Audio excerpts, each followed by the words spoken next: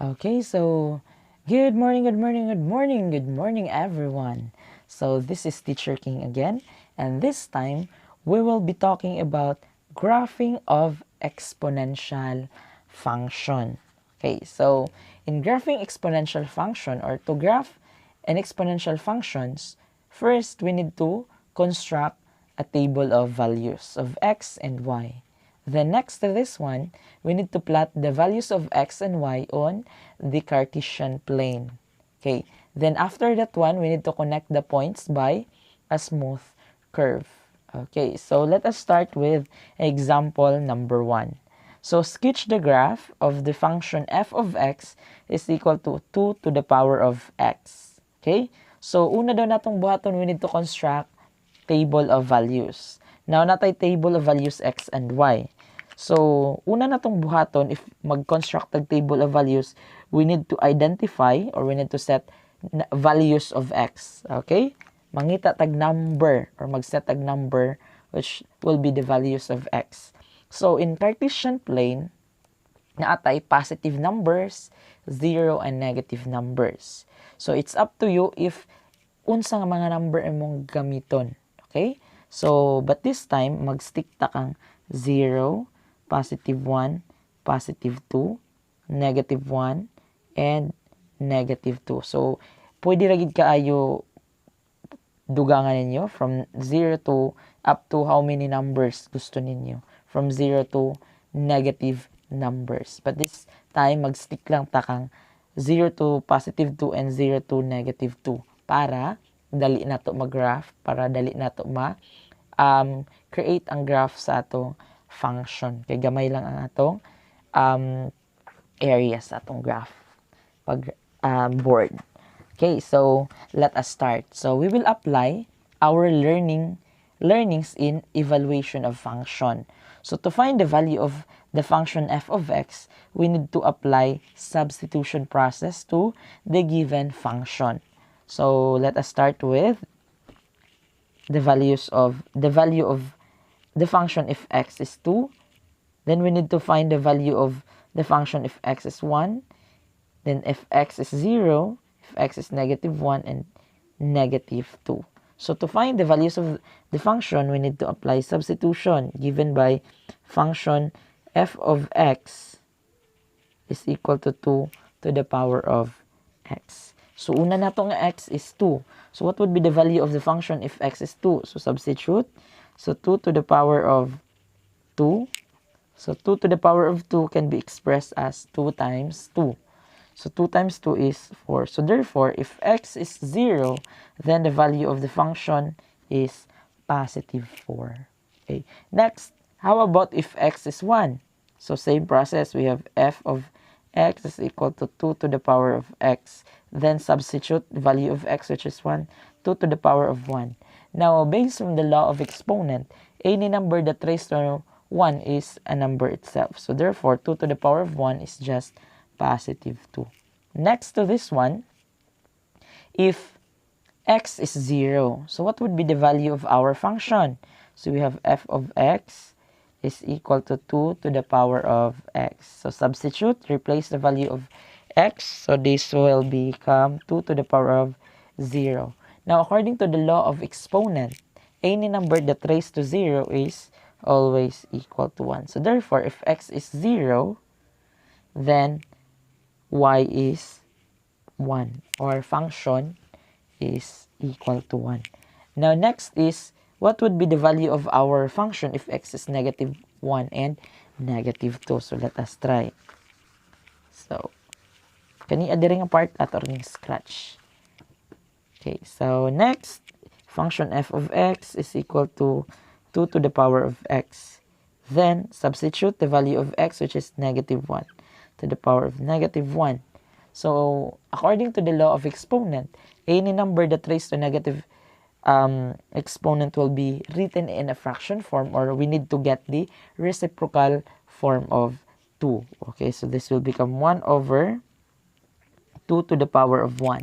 Now, 1 over 2 to the power of 1 is just equal to 1 half. So therefore, if x is negative 1, then the value of our x is 1 half.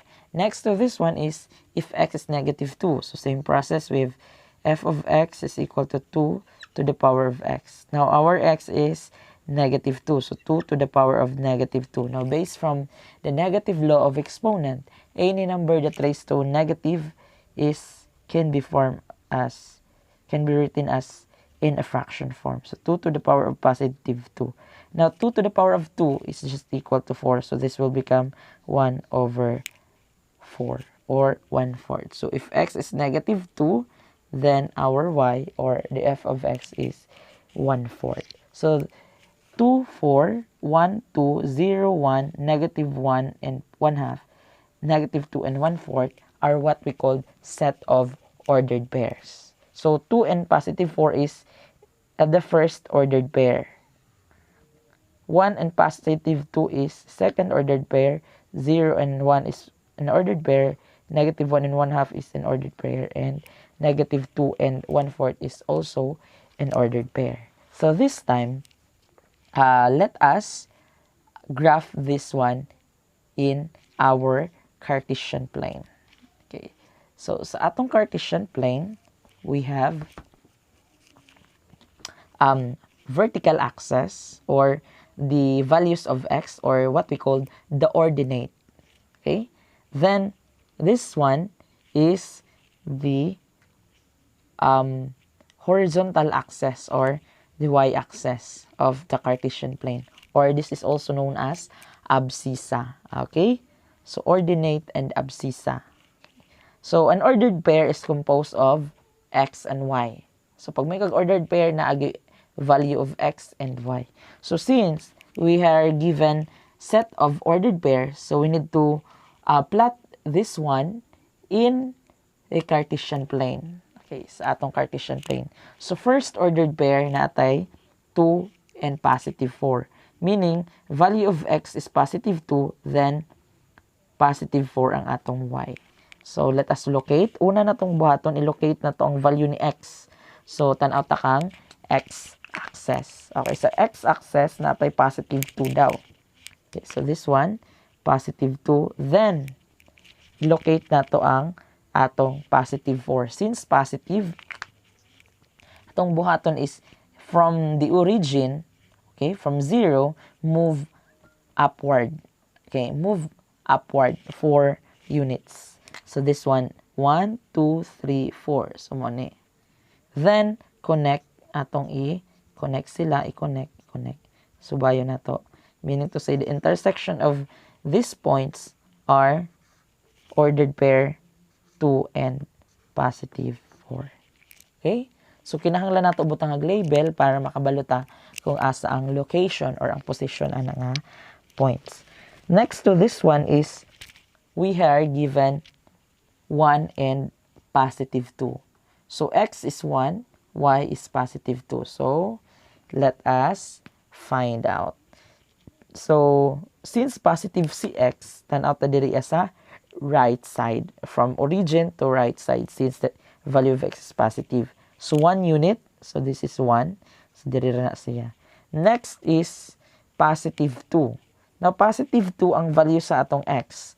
So since positive, from origin upward. Okay, so count 2 unit, that is 1, 2. So 2 units upward.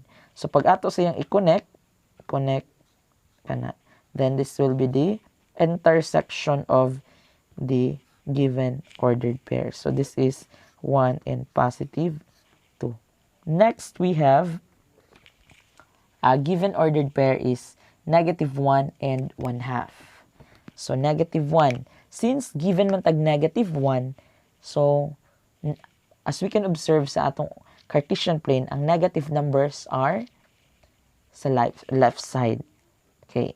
Negative values of x sa left side. So, since this is negative 1, so from origin, move 1 unit. Okay, 1 unit.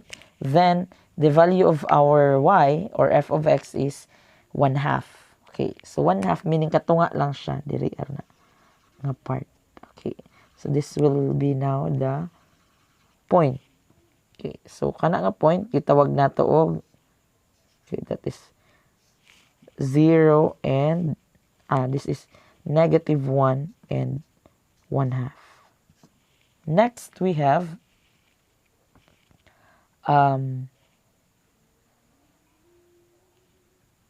nakaligdaan na to ang 0 and positive 1. So, 0 atong x, then positive 1 si y.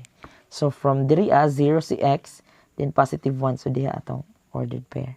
So, this is 0 and positive 1. Next to this one is the last ordered pair, which is negative 2 and 1/4. Okay, so negative 2. So, from origin, 2 units to the left. So, this is now negative 2. Then, naataw ko no tay 1/4. So, ingon na. Then, after this one, connect the dots. Okay? Connect the points. And, mauna dayon ni ang atong graph of the given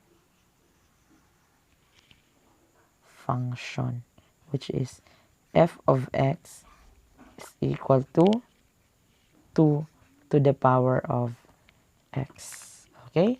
Kinahanglan nato i-locate ang points, then butangan og label for us to determine if which location kani nga point located. Okay? That is on how to graph a given exponential function given by f of x is equal to 2 to the power of x. Okay, so let us now proceed to the next example. So sketch the graph of the function f of x is equal to 2 to the power of negative x. Okay, so 2 to the power of negative x. So what would be the values of our function? So ganiha, 2 to the power of x, now 2 to the power of negative x. So una, we need to find the values of function given by this form. So we have f of x is equal to 2 to the power of negative x. Now these are the values of our x's. Okay? So naatay 2 to the power of negative times the value of x, which is positive 2. So multiply negative times positive 2. So 2 to the power of negative 2. Okay. Any number that raised to a negative exponent should be written in a fraction form or get the reciprocal form. So this is 1 over 2 to the power of positive 2. So 2 to the power of 2 is equal to 4. So therefore we have 1/4. Okay. So if x is positive 2, then the value of the function is 1/4. Next we have positive 1. If x is positive 1, so this is f of positive 1 is equal to 2 to the power of negative times positive 1. Okay? So multiply negative times positive 1, so 2 to the power of negative 1. Now, any number that raised to a negative exponent should be written in a fraction form or get the reciprocal form. So this is 1 over 2 to the power of 1, or this is 1/2. So therefore, if x is 1, then y or f of x is 1/2. Next to this one, let us solve if x is equal to 0. So if of 0 is equal to 2 to the power of negative times 0. Okay, this is 2 to the power of 0. Now, based on the law of exponent, any number that raised to 0 is always equal to 1. Okay, so if x is 0, then y is positive 1. Now, let us solve another values of x, which are negative 1 and negative 2. Okay, so let us start with negative 1. So given function f of x is equal to 2 to the power of negative x. So this is f of negative 1 is equal to 2 to the power of negative times the value of x, which is negative 1. Okay, so simplify. This is 2. Negative times negative, that is based from the rule of integer. Negative times negative, that is positive. So therefore, negative times negative 1 is positive 1. So any number that raised to negative exponent should be, is always equal to 1. So 2 to the power of 1 is, 2 to the power of 1, any number that raised to 1 is a number itself. So 2 to the power of 1 is just equal to 2. Okay. Next, we have if x is negative 2. So we have f of negative 2 is equal to 2 to the power of negative times the value of our x, which is negative 2. Okay. Now simplify. Copy our base, which is equal to 2. The negative times negative 2 is positive 4. Based from the rule of integer, negative times negative is positive. This is now positive 2. So 2 to the power of 2 can be expressed as 2 times 2. Now 2 times 2 is equal to 4. So therefore, if x is negative 2, then y is equal to positive 4. So naana tayo values sa atong x and y. So we have 2 and 1/4, 1 and 1/2, 0 and 1, negative 1 and positive 2, negative 2 and positive 4. So what we are going to do this time is we need to plot all these ordered pairs in the Cartesian plane. Then, connect the dots. Okay, connect na to ang dots. Okay, connect the dots. Then, atong smooth curve. Okay, so we have Cartesian plane. So assume this is perfect ayo taraw. Okay, so this is y-axis. This is our x-axis, and this is our y-axis. Okay, so it's 1, 2, 3, 4, 5.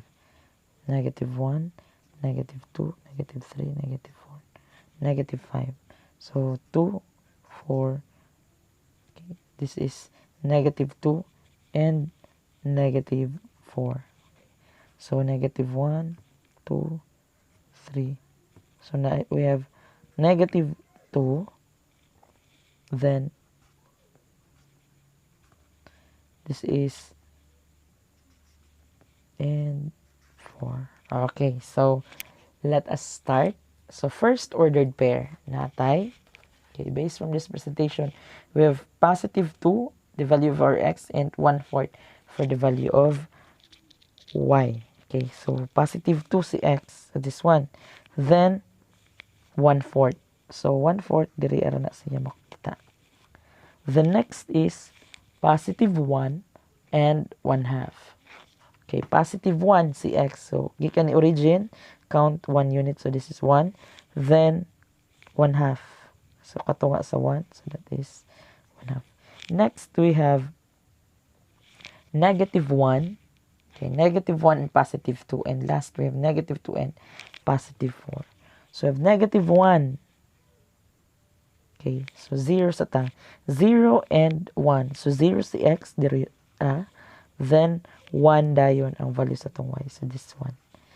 The next to this is negative 1 and positive 2. No, negative x. So this is negative. Then positive 2. So diri ana siya nga dot. Okay. Next we have negative 2. If x is negative 2, then y is positive 4. So negative, you can origin to the left 2 units. So 1, 2.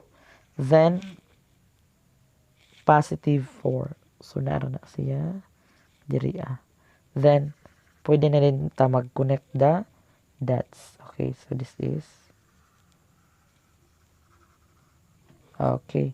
So this is now the graph of the given function f of x is equal to 2 to the power of negative x. So kalimtan dapat nato si ordered pair. We have 2 and 1/4 na atay 1 and 1/2